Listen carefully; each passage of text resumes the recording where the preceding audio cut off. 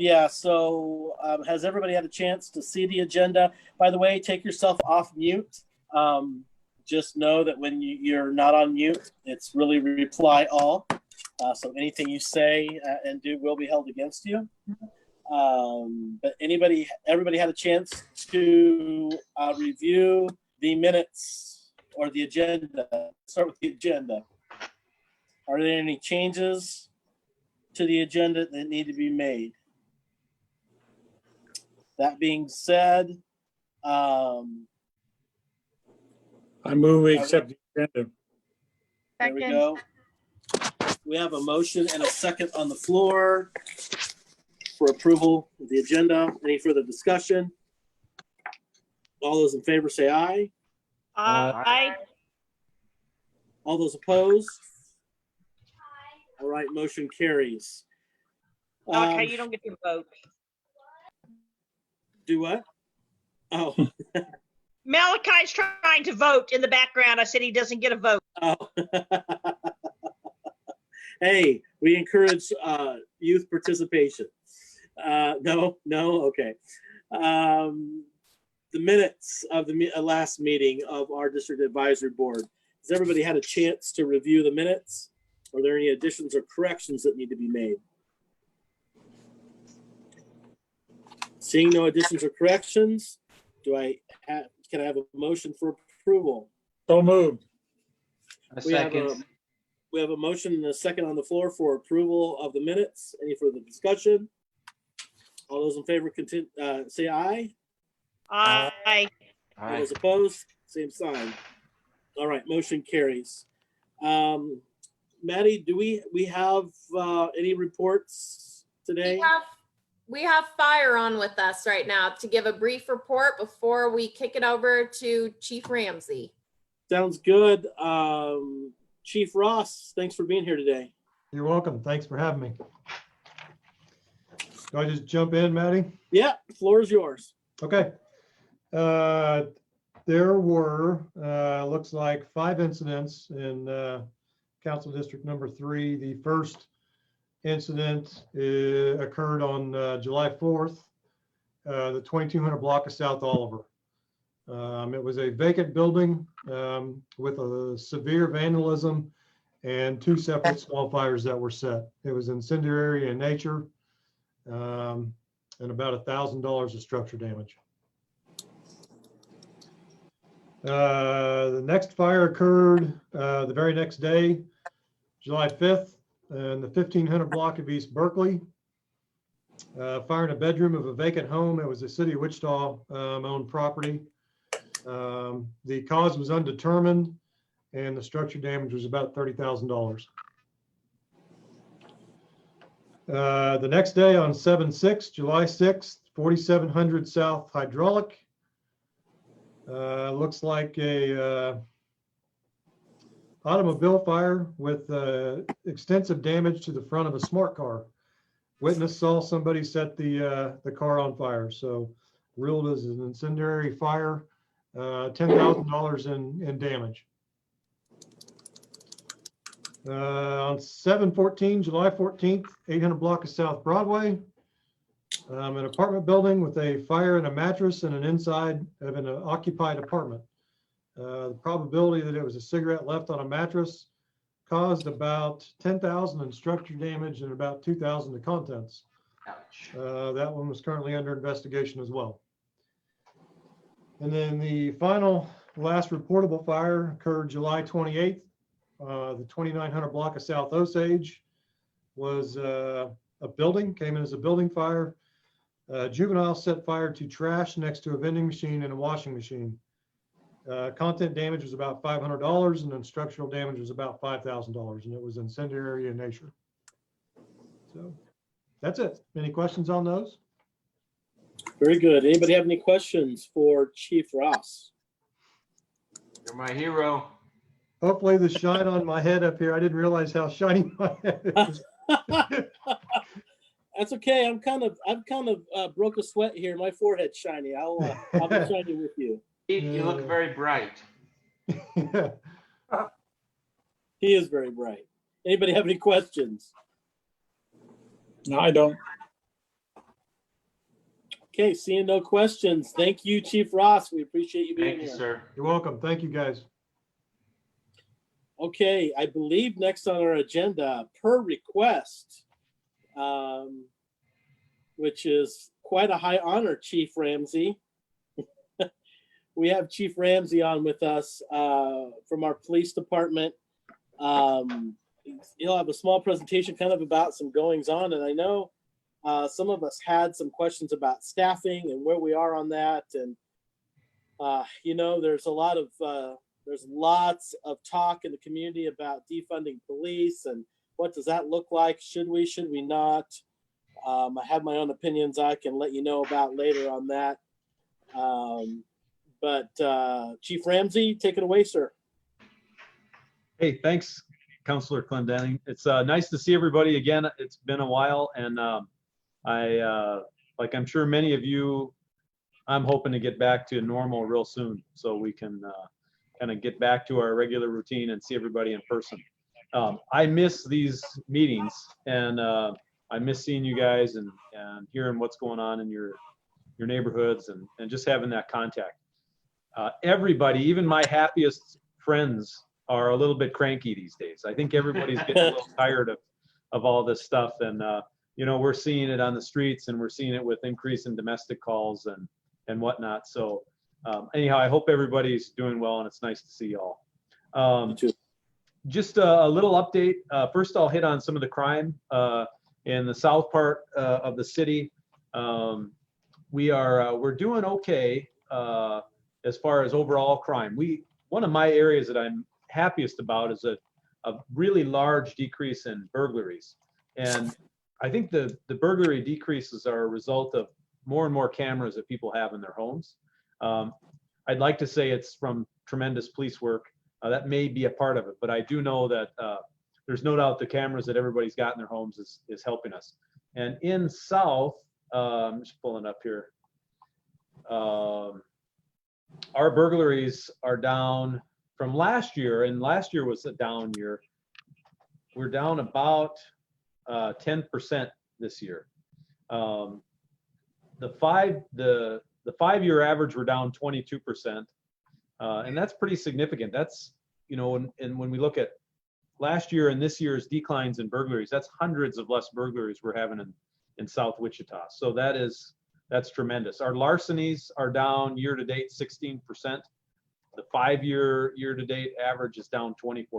That and larcenies are, you know, your shoplifts, your thefts from yards, etc. So that's pretty good. Our auto thefts down south year to date are down 23% from last year, which is significant. And I'm happy to see those numbers going down. The areas we're seeing an uptick in our homicides are flat in South Wichita, but year to date in the city we are at 33, and last year we were at 22 or 23. So we're up quite a bit in homicides. South Wichita though has remained flat. We had 9 last year. Hello, I just wanted to make sure you were all We had right. 9 I talked this to year your husband to and he date. said, when she wakes up, I will have her call. So I our want to break in, robberies- Chief. I want to break in here real quick.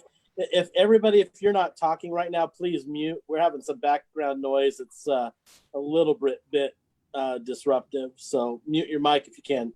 Go ahead, Chief. Sorry about that. Okay, no problem. Our robberies are down Okay, 8%. will you be coming over here and grab us that? Okay, that's what needs to be muted.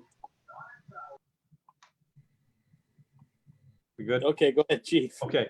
Our robberies, our commercial robberies are down 21% year to date.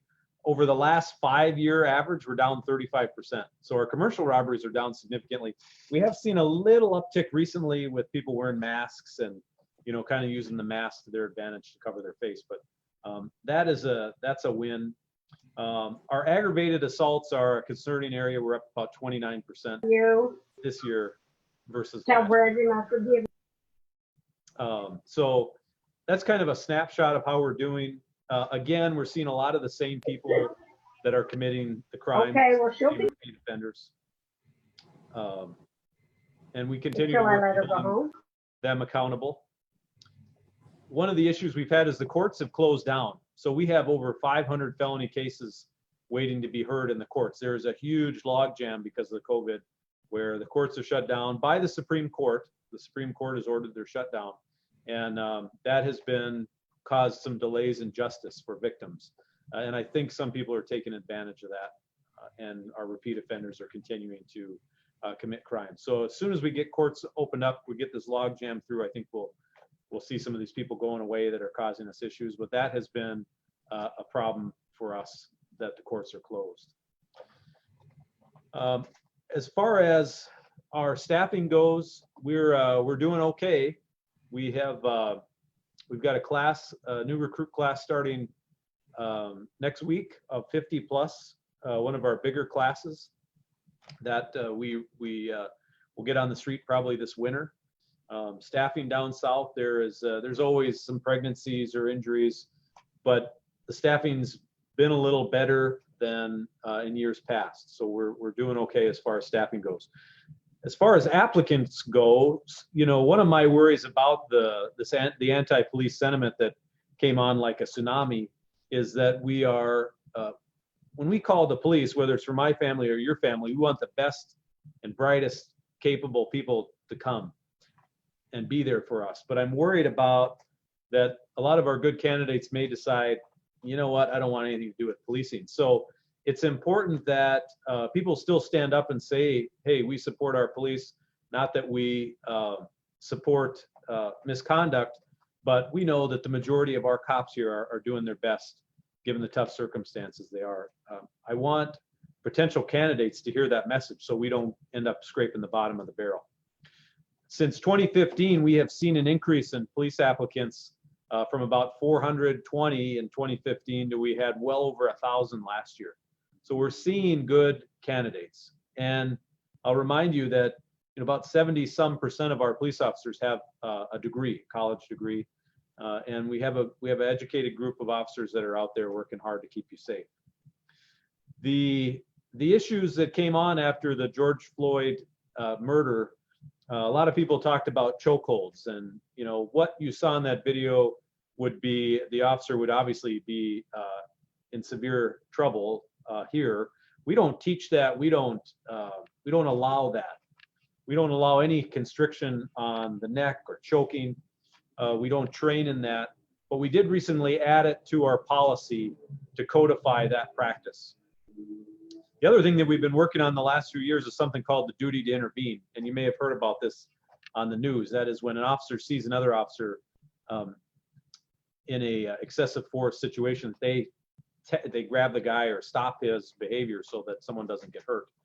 We've been training on that now for several years. We also codified that in our policy.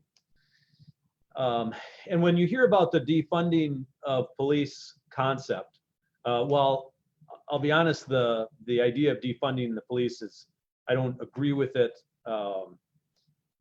It bothers me deeply because I am passionate about the role that police play in society, and I know all the good that we do all the time. But when I get beyond that and see, well, you know what they say, well, police shouldn't be dealing with a lot of the mental health stuff, the homeless stuff. We agree with that. But the problem is there's no funding for it. And I don't think it should come from the police department because I worked last 2 Saturdays ago and worked till about 3 in the morning, and we were busy all night long where squads were going call to call. We really didn't have anybody free to do anything. So we can't cut police. Now, maybe if we can get some of these services where we can get treatment for people when they need it right away, when we can get people more mental health treatment or, institutionalized and getting some help, maybe we can make some progress with the calls on police. But you just can't cut the police and expect that everything's going to be okay. We've been doing a lot. We've been seeking grants for 4 years now, trying to get embedded social workers inside the police department to help us deal with suicidal people, post-suicide follow-up, more of the case management work that uses the police database, because we are the net. We're the only 3-digit number you can dial and get a government official at your door 24/7. So a lot of people use that. Some people use it a lot. And that's the case where those social workers can use our data to help free up officers to do other things. We started the ICT-1 program last year that pairs up a social worker, a cop, and a EMS worker to go and try and stabilize people that are in crisis. It's been a tremendous program. It's lowered our ER visits. It's helped get people stabilized. Our officers call for that unit when they're out on the streets because it works so well. Remember, mental health calls take about 2 to 3 times the time that a normal police call takes. So having this team dedicated to doing that is it's working. But it is only a 40-hour-a-week program, and we hope to expand that in the future. The last thing I'll just talk about, and then maybe we can get to some questions or whatever. If there was other agenda items on police, I'll be happy to answer, is the Civilian Review Board. We put that together 2 years ago. That is where we have everyday citizens that get to review police misconduct cases. They get to see everything they want. They can poke, prod, pull back, watch videos, read the reports. They get to see anything they want. So you'll hear people say, well, they need a subpoena power. Well, they get to see everything. You know, we're not keeping anything from them. So I don't know what they would want a subpoena. It's more of just a buzz word that some people use that they don't understand how that group works. And I believe that it is chartered properly and is working well. So those were kind of the major things that I wanted to hit on, and just see you guys and answer any questions and hear how we're doing if you have any concerns or whatnot. Thanks, Chief. We have those that are participating. If you want to go to the chat, please type in any questions that you have in the chat. I know we have one from Lonnie Wright, which we will get to in just a second. But before that, who from our district advisory board has any questions? You might just have to speak up because I cannot see everybody. There's Michael, you're gonna have to remember. You're gonna have to unmute your mic.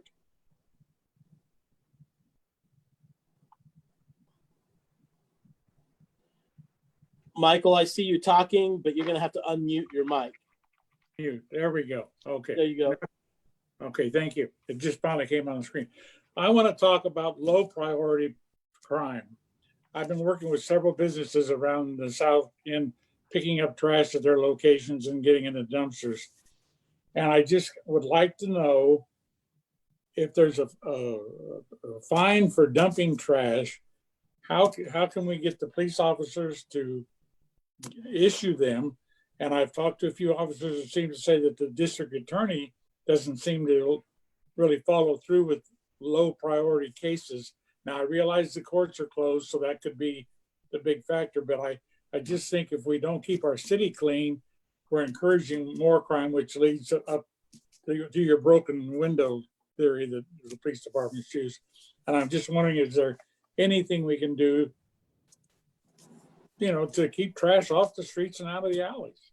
Yeah, there is. Unfortunately, as society, a lot of people a lot of the same issues go with traffic. They're like, can't you guys do more with the way these people are driving? And society has changed, right? I mean, many of us were raised, you don't throw your trash out in the window, or you don't do this. In many cases, society's disintegrated in this sense where people find it okay to dump their trash at the end of the street or in someone's yard. But when there is a area where there's consistent dumping, where people will dump at a dead end or at a business dumpster, we can work with them to set up hidden cameras, hidden trail cams to try and catch the thieves. Because while we talk about homicides and serious assaults, those are people that usually know each other. Oftentimes their lifestyle leads to that. But that everyday citizen, these are the things that are important to them, right? The quality of life issues, the garbage. So we care about that. We assign officers to every neighborhood to work on these very issues. So Michael, I don't know if you know your CP officer or the CP officer for that area. I think I've met him, but I'd have to review because we haven't been in person to person in such a long time. I'm not sure, but I do know one of my people that I work with just put up 670 feet of chain link, almost prison-like fence with the leaning barbed wire, just to keep people out of it. Now they're going to probably start dumping in the alleys, and then Yeah. it's going to become a city responsibility to pick it up, not mine. Right. Yeah, we care and we want to help with those issues. So if you want to email me or call my office, I can make sure that CP officer calls you and we can work on some of those areas. All right. Well, thank you for your effort. Yeah. Thank you, Chief. Anybody else? Make sure you're unmuting your mic.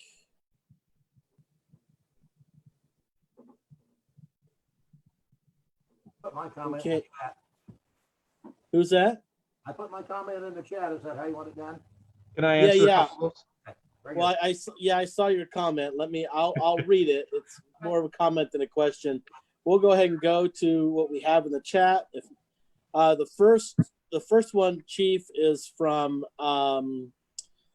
Lonnie Wright, who's on. He is asking, is WPD policy like Aurora's to approach stolen vehicles with guns drawn and handcuffing children?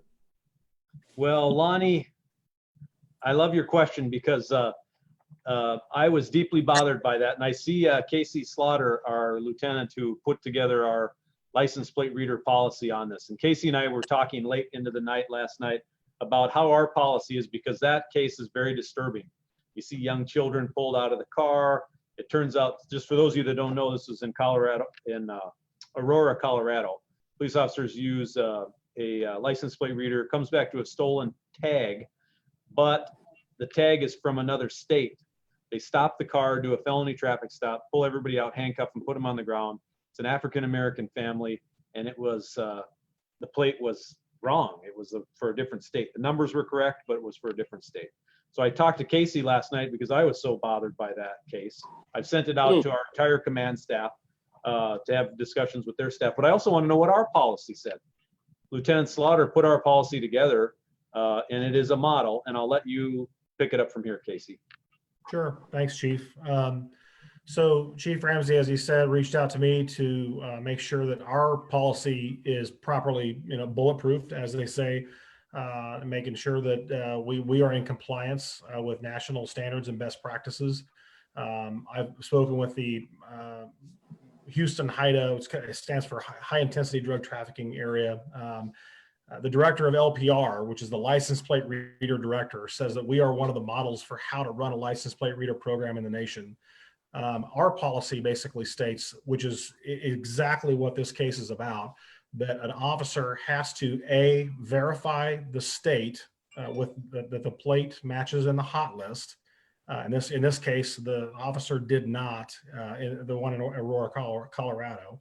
And secondly, they also have to get with either their screen on their computer, which is called CAD, or verify it with Dispatch or Spider, which is the folks that we called to do a records check, before they take any kind of investigative enforcement action, meaning they cannot stop a car. We train them, and so we specifically spend quite a bit of time with every single training class, whether we do it internally, whether we do a refresher training with our folks, or we go and do a recruit training, because we train every single recruit that wants to be trained on the license plate reader.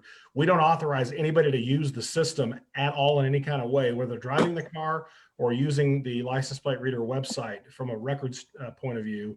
They don't get any authorization to use it unless they're properly trained to understand you cannot take an enforcement action of any kind unless you verify the plate, state, and with Spider, CAD, or Dispatch before taking an enforcement action. Very nice. Thank you.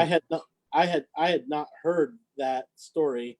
Of course, the news is foreign to me lately. I don't watch the news or get a chance really to read it, but that actually is extremely bothersome. What turned out to be how did that situation turn out in the end, Chief? How did the situation turn out in Aurora? So the chief came out today. This just happened, I think, yesterday or the day before. Chief came out today and is obviously saying this was, the officers made a mistake. It shouldn't have happened. And, but nonetheless, it's become a national case and another really, unfortunate incident for police. Sure. We know our the young generation relies on their computers a lot.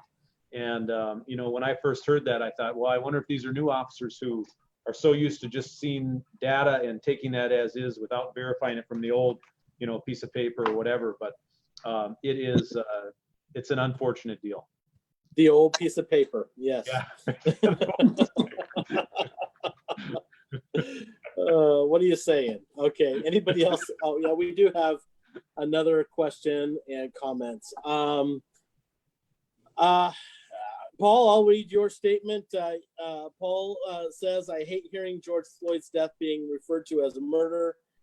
Yes, he died, but calling it murder is infuriating, inferring guilt by the LEO without a trial. Thanks for your comment, Paul. Can I say something real quick, Counselor? Yeah. So Yeah. I love cops, right? I support cops, I defend cops, but there's also a line, and you know, that case bothers me deeply. And that officer is indignant as he's kneeling on that guy. And what he has done for our profession has put us back generations. And his actions caused Floyd's death. And, you know, yeah, it hasn't gone to court, but, you know, we talk about the homicides here. We call those homicides and murders. And his actions caused George Floyd's death. And I love you, you know that, Paul, but it is what it is. Oh, and, you know, I admire and support you and what you do too. So, you know, it's I know. a two-way deal. And it just seems to me like there were so many things that contributed to his death before the guy put his knee on his ass. I'm not ready to be the jury on that. Yeah, But I hear your point. I understand and appreciate your comments. Yes, it absolutely contributed. We were riding high, you know, all of our activists I had relationships with and knew them, and the PD was, we were going along really well, you know, for the most part with most people. And then this case has really turned policing on its head, and it's very sad, and it is not representative of the way our police officers conduct themselves. Thank you. All right, we're going to move on. Thank you, Chief, for actually addressing that. I was, no offense, Paul, I was trying to skirt over that real quick political maneuvering, but Chief's pretty amazing at answering those. Okay, the next one for us, from Lonnie Wright, on the budget simulator, people wanting less traffic control, but it's one of our biggest complaints. How do you understand that? How do we address that, Chief? Because as you know, we have council members that are talking about, you know, how do we reallocate funding within? And we have one of our council members wanting to get traffic.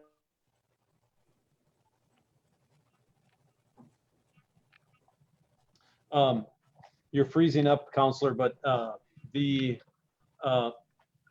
probably the most frequent complaint we receive from our neighborhoods is traffic related. You know, we have a high number of unfortunate deaths related around drunk driving in our community. That's a major issue. I get worried about my kids, my young kids riding their bikes or walking on the street because so many people are, you know, driving with watching their phone as they drive. And it's, like I said, it's probably one of our biggest neighborhood complaints we receive. So we need a traffic unit. That's my opinion based on complaints. We have the highest accident rate in the state. So data says that we have a high accident rate. Everybody loves the traffic unit to get other people until they get them.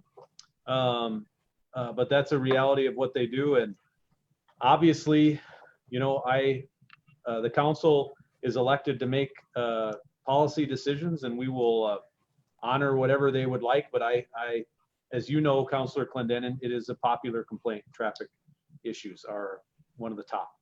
Yeah, when we had talked about adding the traffic unit, just taking the motorcycles out of it, because there were some controversies around the motorcycles, but just the traffic unit itself was extremely popular with my neighborhood associations and with people that I talked to. They were very excited it was coming back, knowing that it could get them too. But, Right. you know, I think it's going to be a robust discussion at Tuesday's meeting, I'm sure. So, all right, let me get to the next. Richard Ruth, why don't you go ahead and ask your question since you wanted to speak yours, since you have a puppy in hand. Yes, I have my little Yorkies with me. Well, this is kind of along the lines of that reporting on data. You had mentioned in your intro about the decline in certain types of crimes. You mentioned a number. And I just wanted to use that because to the casual listener, just a number, 26 burglaries, it means nothing. But when you contextualized it, it made a huge difference, right? It makes your heart swell. Wow, crimes are going down. So one of the things that I've been asking for years, but now that I'm actually on the Animal Services Advisory Board, I'm picking it up again. The guys down there do a very good job. I don't know that people realize that because the data that comes out are just numbers.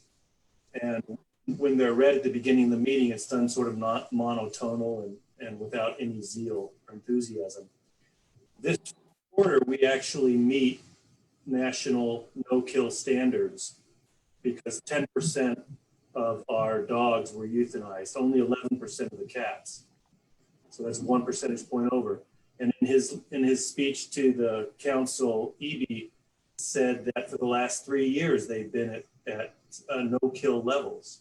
So I think the animal shelter is getting an undue amount of criticism, and is because the rescues and the people who go violent verbally on social media about having a no-kill shelter are in control of the data. They're the ones that are spinning those numbers. The animal shelter come out and be a little more aggressive with touting their successes, and that would help a great deal. Is there certain numbers that that you're not getting, or is there anything we could provide? Do you want more context to the numbers, or what specifically could they do to help with that, Richard? Well, I would like to maybe have a subcommittee to talk about the use of data. One that had been recommended a number of years ago, I saw in the minutes, but I guess it never really took off. I mean, the goal would be to give people what they need to know about the health of animal welfare in Wichita, which I think is really pretty good. I don't know what's coming down the lane with what you and the mayor and the city manager are working on for a reconfiguration of the animal services.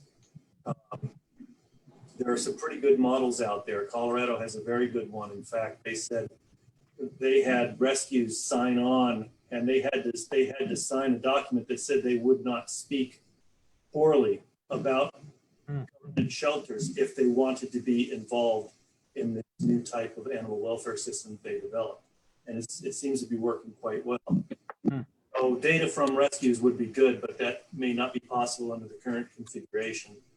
But it is something that I'd like to explore with the guys at the animal shelter and with the board to see how we can proffer that up. If we can get a good opinion of the activities at the animal shelter, that makes possible a Friends of Wichita Animal Shelter. Sure. And to raise monies, but that's hard to do when people are under this this false understanding about the shelter. Yeah. If you're up for it, if you want to send me maybe some of that data that you would maybe like, I can send it off to the lieutenant out there, and he can work on getting it or be ready to explain what he has and what he doesn't have for your next meeting if you'd like. Yeah, Okay. I can do that. And okay. One thing more really quick, I've noticed I've been doing a lot of these Zoom meetings with the Knight Foundation, which is a journalistic foundation, and some other foundations with asset-based community development, and they talk about this notion of defunding the police. I've noticed there's a line that is drawn. The older people and the people that are involved with cities in some way or another define defunding the police in the same way that you did. not sending them on mental health calls, but putting them into situations where they're of maximum effectiveness. The younger people who tend to lean further to the left all talk about reducing the size of the force, taking money out of the police and putting it somewhere else, or just abolishing the police altogether. So I think we need to be very clear if we're going to have an intelligent, meaningful conversation about that, that we're using the right definition, that we're not about necessarily reducing or not funding or taking monies out of. It's really about potential that the police have in our communities to do the great work that they do. So I'm just going to speak. I haven't been very public about my feelings on this, but I have not been shy either. I've been in this position now 9 years. I've listened to the community. I actually went to the Fabrique Neighborhood Association meeting recently. They had a meeting before we kind of went back under the mask mandate, and talked with them a little bit about this as well. And I'm still getting the same feedback. We don't have enough officers on the street to handle the priority 1 calls that come out now. And so taking money away from policing, that would even be, in my opinion, community policing would be wrong. And it would be a disservice to taxpayers for what they're paying tax money to do. But on the other hand, we do realize as a council, and we've been talking about this now for literally years, the need for police, especially since Chief Ramsey's been on the scene, the need for police to stop being the mental health workers on site the whole time. I still believe our officers need to be CIT trained. I think they need to have a basic level of training because they're going to be the first responders. They're going to be the ones that can get there quickest. But then we have this team called ICT-1 that we've started, and a lot of people don't realize. We've had a couple workshops on the council about it.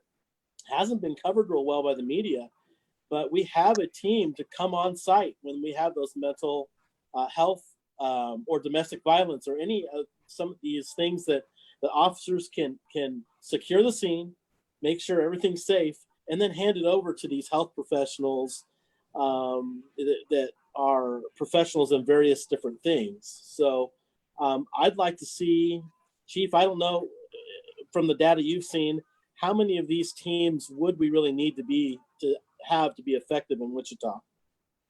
I think it's not just, I think the ICT-1 concept is good. It would be great to have that like almost, 20 hours a day. Right. But I think what we need is we need to have social workers that work hand in hand with us so that, because we are the funnel for a lot of this, mental health in our community, right? Because it's oftentimes odd behavior, it's threatening behavior, it's disturbing behavior, and people call the police.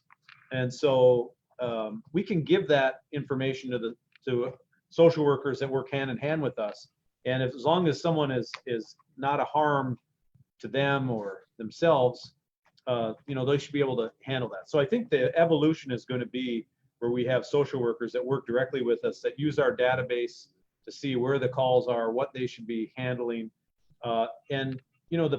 We may get to the point someday where our officers won't be responding. And the question will come, well, do we need all the officers? But the important thing that I want to say is that when you compare us, and there's all different kinds of models. There's police staffing per 1,000 population, which is, nationally it's like 2. Well, we're well under that. There's the data that shows how busy the officers are.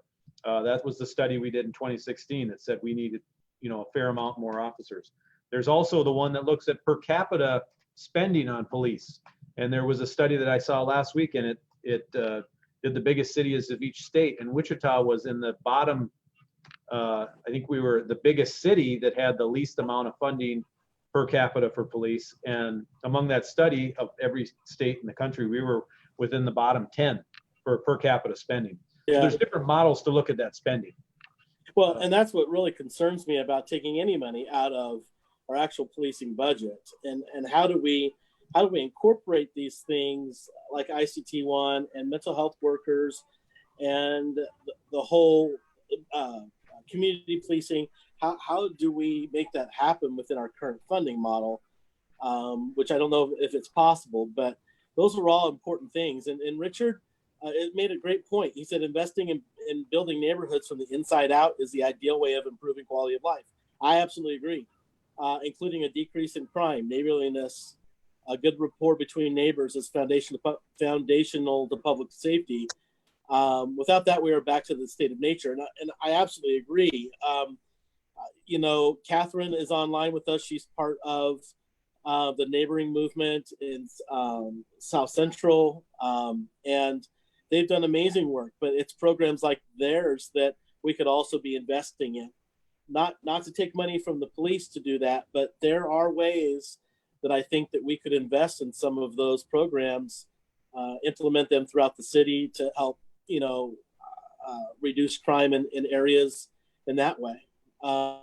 So I think we have to find a healthy balance based on what the demands are being given to us by certain groups in the community, but also, you know, proper policing and making sure that we're handling those priority one calls. So anyway, we're getting there. I think we're far ahead, especially based on the limited funding that we already give to our police department. I think we're already headed in the right direction.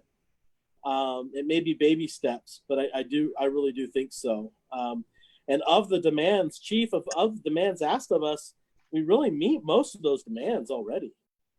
Mm-hmm. So, yes. You know, it's one of those things that we've already been working on, and I'm pretty proud that we've been able to do that and still add officers. That's kind of a dovetail for me because there was a question.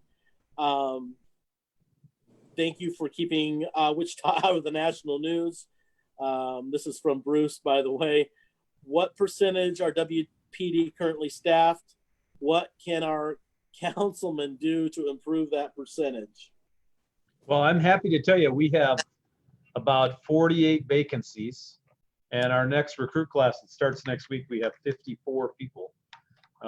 So we will be overstaffed for a very short time because we know retirements are coming. So we will be, next week we'll be 100% staffed. Now those, we've got recruits in training right now. We got 32, 34 brand new recruits that are out being trained. I think they're in week 4. They'll be done in another month or so. And then this new class that starts at the academy, which is 26 weeks at the academy, but we will have every position filled.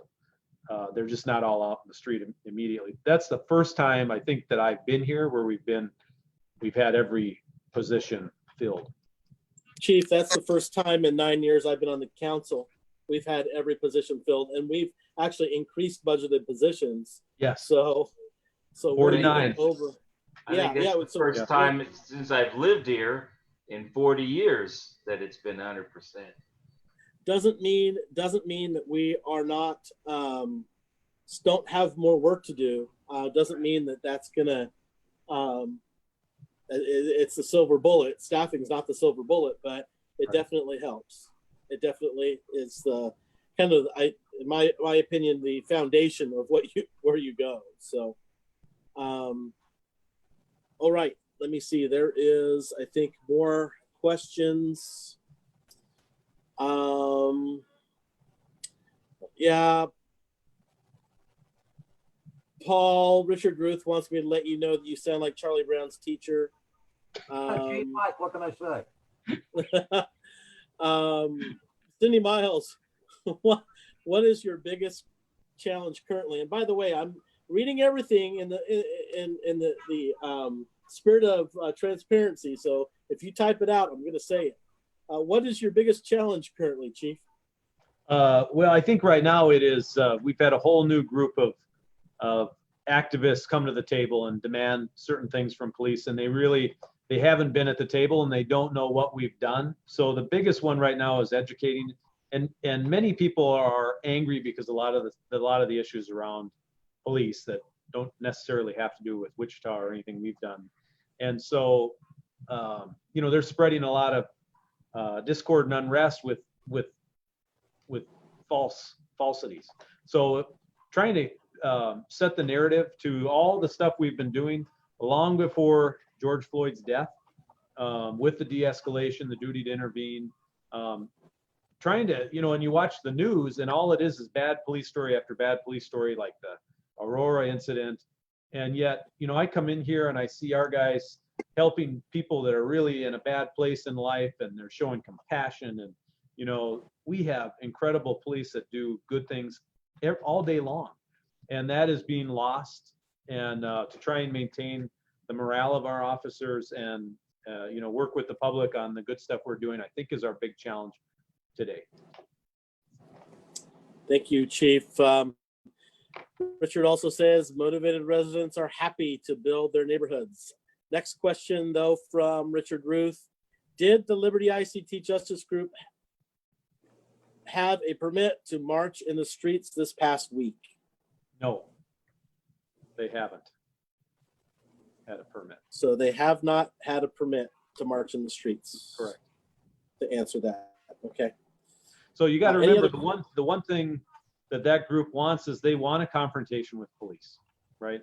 And our take has been, as long as there's no, if it remains peaceful, we're gonna let them do their thing. But there's nothing more they want than a confrontation with us right now. And so it's a balance, because we also know that when we had the issues up at Arkansas and 21st, that anytime we went near the situation or got involved, it drew more people in because they're live streaming it. So the bars are closed. There's not a lot of activities for people. So in many cases, the police incidents become the entertainment. So our goal is to keep things low key, to not escalate.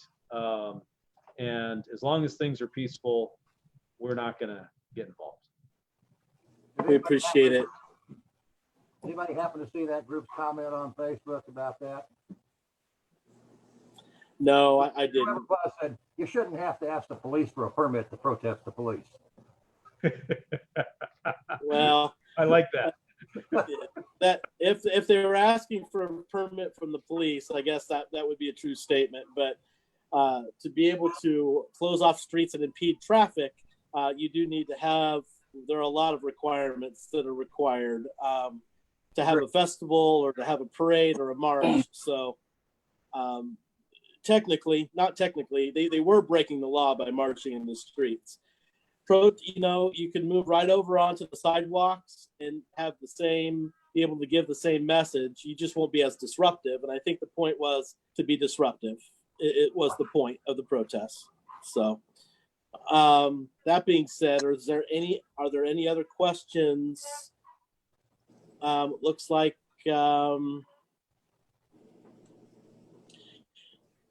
Richard Roos says, okay, thanks. So marching in the streets is not legal, right? And yes, I could tell they were confrontational. Okay. Young, edgy kids mostly. Anybody else with another question? Chief, thanks for being here very much. We appreciate all you do. And if anybody wants to send him an email, he's always good at returning them. And I hope to see you guys in person soon. Thanks, Chief. We'll talk to you soon. When Paul sounds like someone other than Charlie Brown's teacher. I hope it's not a traffic stop. Everyone has to have something they're famous for. All right. Take care. Thanks for giving me some time. Thanks, Chief. We appreciate it. LT Slaughter, thank you so much. We appreciate you being here. Hang on if you want to hang on, for sure. Thank you, sir. We'll see you. All right, Maddie, what do we have next? We have one zoning case that we got planner Matt Williams with us to present. All right, Matt, take it away. All right, good evening, everybody. So this is zoning case 2020 number 25. This is a request for limited commercial zoning in a single family residential zoning district. So the application, Maddie, I don't know if does everybody have a staff report? Yes, everyone was sent the staff report, but I'm also putting it in the chat right now. Okay, cool. And I do want everyone to be aware that the president and vice president of K-15 did send a letter to me to be read into record. So I'm also going to put a link to that letter, but the DAB was also emailed the letter ahead of time as well. Okay. I haven't seen that letter. So if you want planning I'll commission get to that see to that, you you with the could memo. send that to me. Basically, this is an existing house. To the north of the house is a bunch of limited commercial properties. There's an auto store to the north. To the south, there's a neighborhood, and to the west, there's a neighborhood.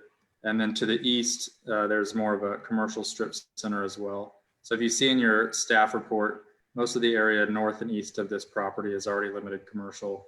That commercial is kind of encroaching into that neighborhood. The community investments plan describes this area for the future of our city as residential and encompassing areas that reflect the full diversity of residential. This is on a 2-lane local street, El Rancho. Staff is recommending that this be approved, subject to the establishment of a protective overlay. That protective overlay would limit some of the uses that are a potential in the limited commercial area, things like pawn shop, clubs, vehicle repairs, some of those uses that might be more sensitive right next to that neighborhood. We also put some restrictions on signage and outdoor lighting and trash and things like that. I mean, it's a pretty clear case. I'd be happy to answer any questions if you guys have it. Any questions from anybody?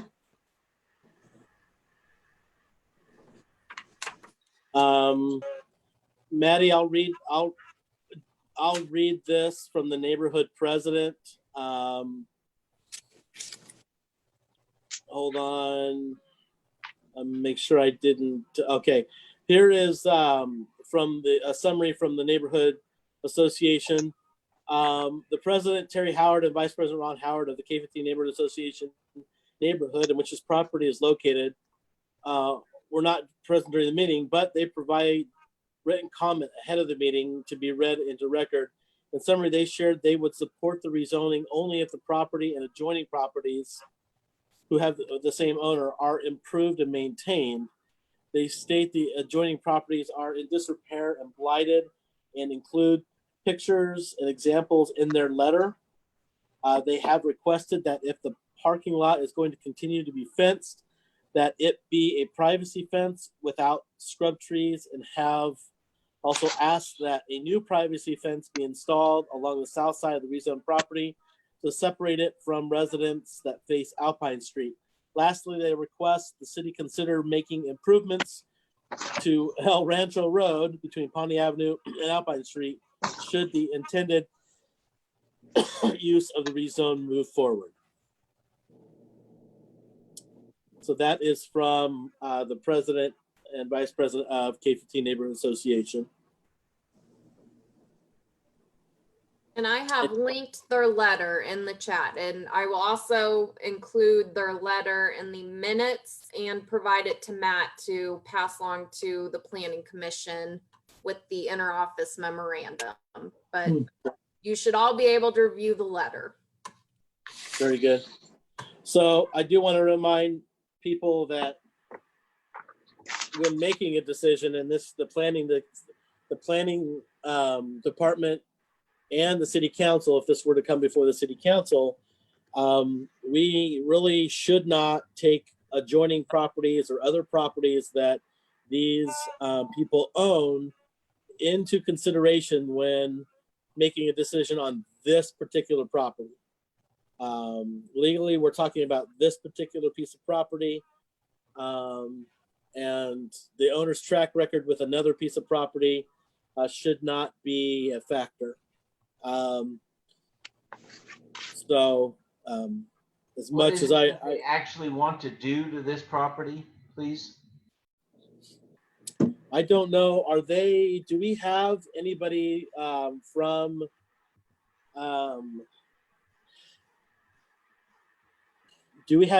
from their group on with us. Matt, do you know if they were going to be on with us? They were notified about the meeting, but I don't know if anybody's on. I did not get any notification about any applicant or agent planning to join. And I don't see anybody on.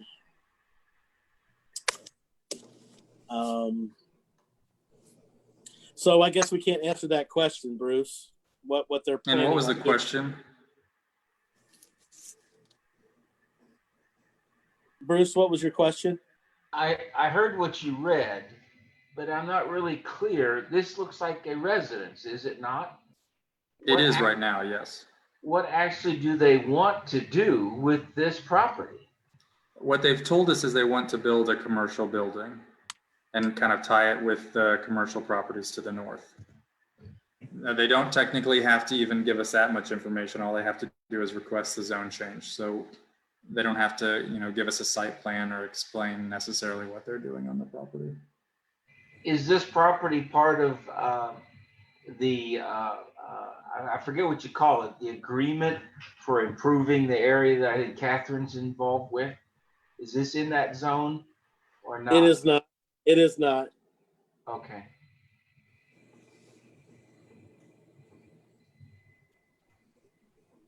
This is just southwest of Pawnee and Hillside, if that helps anybody. Right. I'm looking at it on my phone here, and it looks like there are residences.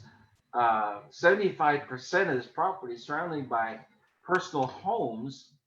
Is there been no reaction to your commission about? Yeah, I actually haven't heard anything except that letter from Maddie just now. So that's the first I've heard of any That seems residents. odd. Well, those that are in the notification area, which I think is 200 feet around the property in this case, those that have been notified, they've been notified by mail, the property owners. And so if the property owners are not the actual tenants or the people living on the property, they may or may not respond. Sometimes people don't respond anyway, but there will be, after the commission meeting, there will be a protest period after the public hearing. Mm-hmm. I think, is it 30 days? The protest period is 2 weeks. 2 weeks, okay. 2 weeks. And there is a large sign on the property. I drove by there the other day telling people that there's a development action going forward and with our phone number as well. So, all right, sounds like they let them know. Yeah. Thank you. Very good. Thank you. Richard Ruth from the public, how can one consider the homes around the area wanting to be developed? Some development would be disruptive to quality of life while others have no impact. Commercial encompasses a lot of things, right? And yeah, commercial encompasses almost everything, correct, Matt? yes, it does. So we have a general commercial zoning and then a limited commercial zoning. So they're asking for limited commercial. So not quite as many uses as would be allowed in general commercial. And then with that protective overlay that we're recommending, we're limiting it even further to make sure some of those some of those things would be more of a nuisance to the neighborhood are not going to be allowed. Very good. Anybody else have any other questions? And I'm ready to entertain a motion as well, if anybody's ready to do that. So moved.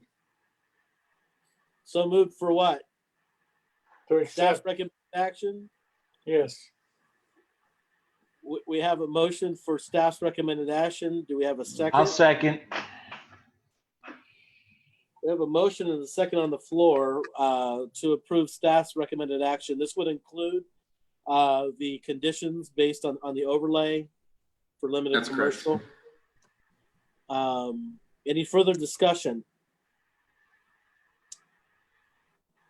All right, we know we're going to have one abstention with Cindy. All those in favor signify by saying aye. Aye. All those opposed?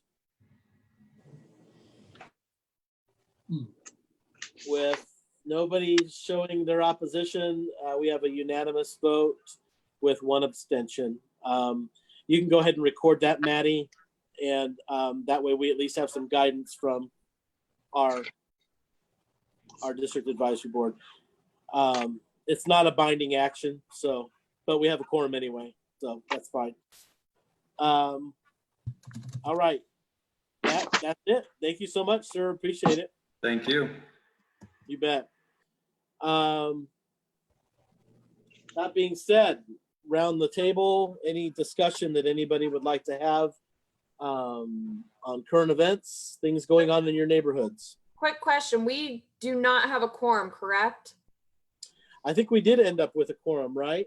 1, 2, 3. Let me see who our participants are. I just have 5 DAB members. 6. We have 6. Ron, Cindy, Catherine, Bruce, Michael. Oh, yeah, you're right. 5. I can't count. Okay. But that's okay. We've got, I mean, we have what we need to at least get an advisory vote. I which can is- pretend like I'm from California and vote twice. Have to die first. Okay. Ah, I will All right. make a note that we didn't have a quorum, but still put the vote in. yeah, even in this case, it's not a binding action, so quorum really didn't matter. Most of our actions are not binding, so. All right, any other discussion? Anything, what's going on in your neighborhoods? This is Bruce. I don't know if you've noticed, but they're starting to clean up the old property where the amusement park used to be. Yes, they are. They're really going after it. It's been a long time coming, and I actually see some grass. And the graffiti is gone. I also, we gave permission. We encouraged you, Jim, to give the permission to put up some signs, and sure enough, they're putting up a big, Yep. powerful electric sign. And I suppose that's still better than trash. But Well, I'm those- glad to see it, and I appreciate being part of the DAB in being able to have some input on stuff like that.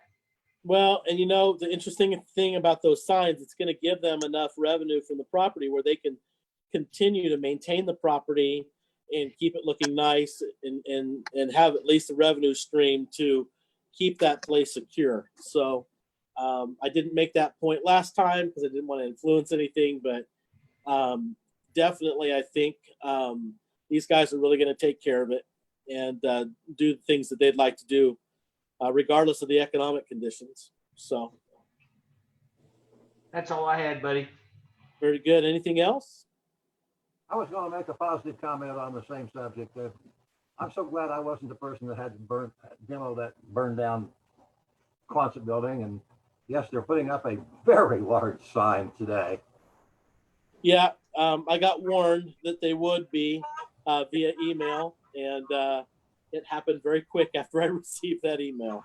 So, Looking good. anybody else? Okay, guys, appreciate it very much. Thanks for attending. If you guys have any questions about anything at all, please feel free to give me a call, send me a text message, send me an email. Ron, are you trying to talk? I moved to adjourn. Oh, we have a motion to adjourn. Do we have a second? I second. All right. All those in favor signify by saying aye. Aye. Aye. All those opposed, same sign. All right. Motion carries. Thank you all for being here. We appreciate you all very much. Cindy, you look like nothing ever happened, girl. Thank you, everyone.